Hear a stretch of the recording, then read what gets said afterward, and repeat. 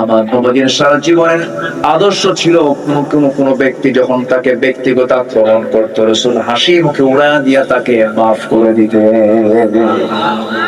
আমার নবীজি প্রতিশোধ নিতেন না, ক্ষমা করতেন।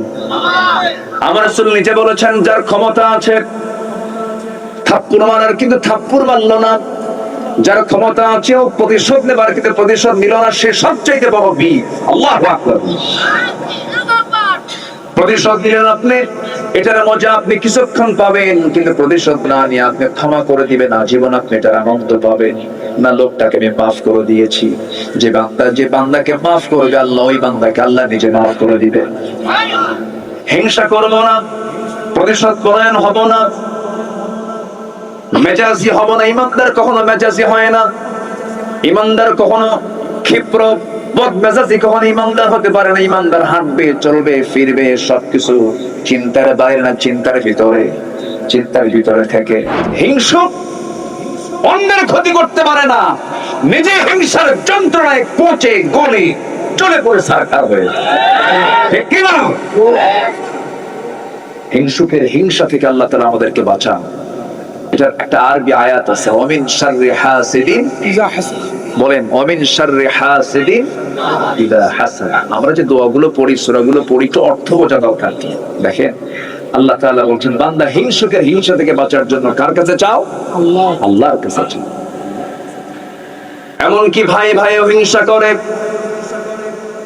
নেতা নেতা হিংসা করে, দলীয় পদ নিয়ে মারামারি, কুত্তা গ্রুপ, শিয়াল গ্রুপ। আস্তে কথা আছে না নাই? এই যে হিংসাগুলো, হিংসা যে সমাজে বিরাজ করবে, সেই সমাজ ঈমান কখনো মজবুত হবে না।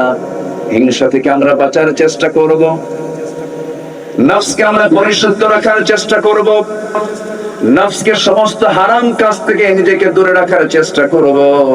আল্লাহ রাব্বুল আলামিন বলছেন, ইমানদারের কিছু গুণ আছে, যে ইমানদারের মধ্যে 7টা গুণ থাকবে, যে ব্যক্তির মধ্যে 7টা গুণ থাকবে, আল্লাহ বলছেন, আমি ইমানদারকে নিজ হাতে জান্নাতুল ফিরদাউসের চাবি তার হাতে তুলে দেব।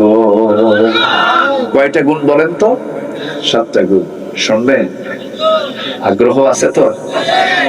অনেকে মাহফিলে এসে বলে, হুজুর আপনি তো গরম হন না, একটু গরম গরম কথা বলবেন, একটু স্লোগান মারবো, এরকম আছে না?